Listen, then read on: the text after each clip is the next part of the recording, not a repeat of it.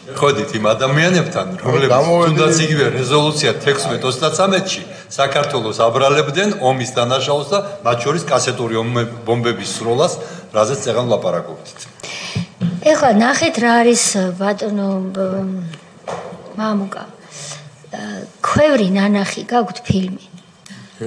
როგორ მოხდი მანდაო, გახსოვთ ეგ შეკითხვა. ცოტა თუ არ ვიხუმრეთ შეიძლება. როგორ კადრებად. ხო. თან სამოქალაქო პირი ვარ. არა, როგორ ხუმრობა. პოლიტიკა რას ემსახურება და პოლიტიკურ პარტიაში ყოფნა. თქვენ ხომ სამხედრო განათლება მიიღეთ და როდესაც ჩვენ პოლიტიკურ მეცნიერებებს სწავლობთ, იქ გვასწავლიან ერთ-ერთ პირველ ლექციაზე გიხსნიან რა არის პოლიტიკური პარტიის პირველი და მთავარი დანიშნულება. ხელისუფლებაში მოსვლა. რომ მოვიდეს ხელისუფლებაში, ამისთვის იქნება პოლიტიკური პარტია. შესაბამისად, თქვენ იმ ყველაფრის მერე, რაზეც ამდენი საათია ვსაუბრობთ. ბატონ ზაზა გოგავასთან ერთად შეხვედით იმ პოლიტიკურ პარტიაში, რომელმაც ეს უბედურებები დაატრიალა თქვენს თავს პირველ რიგში, სამხედროების თავს, ჩვენი მოსახლეობის თავს, ჩვენი ქვეყნის თავს, შეულახა ქვეყანას სუვერენიტეტი. იმ რეგიონში, რომელშიც თქვენ კონსტიტუციური წესრიგის აღდგენა იწყებაო ბრძანეთ, იმ დღეების მერე 111 კიდე ზემოდან სოფელი დაიკარგა და რუსეთმა დაიკავა. კოდორის ხეობა დაიკავა რუსეთმა, ოკუპირებული არ იყო, იმიტომ რომ ემზარკვიციანი იქ პირველ რიგში თუ არ გეწყინებათ სვანი ქალები, სვანი კაცები, ქალბატონი ნორა იცავდნენ იქაურობას და ისეთი მოდელი იყო მოფიქრებული, რომ თან მოსკოვის შეთანხმებასაც ვასრულებდით, თან კოდორის ხეობასაც ვინარჩუნებდით და ჩვენ სუვერენიტეტს ამ გზით განვამტკიცებდით, ისე რომ თან არ იყო საომარი მოქმედებები.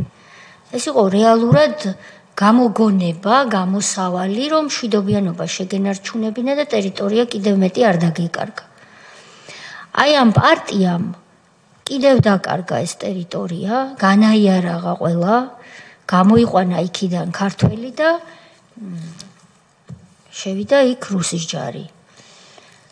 თქვენ სადაც იყავით იმ რეგიონში 300-თითქმის 400-მდე სოფელი იყო ოკუპირებული და აგვისტოს ომის მერე დაემატა 111 სოფელი.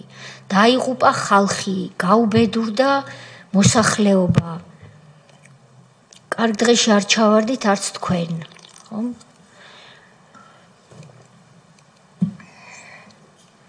და თქვენ ერთ დღეს ბატონ ზაზასთან ერთად გადაწყვიტეთ ამ ხალხის ხელისუფლებაში მობრუნება. ანუ პოლიტიკური პარტიაში რო შედიხარ, იმ პარტიის ხელისუფლებაში მოყვანისთვის უნდა იმუშაო, აბა პარტიაში რა გინდა? როგორ მოხდი მანდას თავი რო დაანებო? პარტიის ფუნქცია არის ეს, მე იმიტომ შევედი იმ პარტიაში, სადაც შევედი, რომ დამემარცხებინა მიშა, პატარა კენჭი დამეტო ამაში და მოვსულიყავით ხელისუფლებაში. ამისთვის ვართ. ხო და თქვენ რო იქ შეხვედით და იმ ძალის მოყვანას ცდილობთ ხელისუფლებაში, რომელმაც ყველაფერი ეს ჩაიდინა, რომელმაც თქვენ სტრასბურგში დაგადანაშაულად ომის დანაშაულებში 16-33 რეზოლუცია წაკითხული გაქვთ. პარტიაში რო შედიოდით ეს რეზოლუცია წაკითხული ქონდათ? შეფასებას არ ვაკეთებ ხავდან. არა, წაკითხული ქონდათ თუ არა, ამას გეკითხეთ. ვიცი, დადასავლოთ კი, მე-6 პუნქტს გულისხმობთ, ხო? მე-6, მე-10, მე-11 და კიდე სხვა პუნქტები. იქ პირდაპირ ნაციონალური მოძრაობის წარმომადგენლებმა, რომელ პარტიაშიც თქვენ გაწევრიანდით, სულ ახლახან და ჩვენს პოლიტიკურ დამარცხებას ცდილობდით, თქვენ დაგადანაშაულოთ ომის დანაშაულში. და რუსეთს დაუჭირა მხარი ამაში, რასაც რუსეთი მე მეუბნებოდა ქართული ოცნების მინისტრს. ეუბნეოდა ქართული ოცნების თავდაცვის მინისტრს, ეუბნეოდა ქართული ოცნების დროინდელ გენშტაბს და ჯარისკაცს, რომელიც ისევ იყო შეიარაღებულ ძალებში, რომ თქვენ ხართ დამნაშავეებიო, რუსეთი გვეუბნეოდა. ეს თქვა ჩიორა თაქთაქიშვილმა, გიორგი კანდელაკმა, ვითომ ოპოზიციონერმა გიორგი თარგამაძემ, დარჩიაშვილმა და კიდევ იყო ერთი. გოკა გაბაშვილი. დიდი კულტურის დიდი მინისტრი.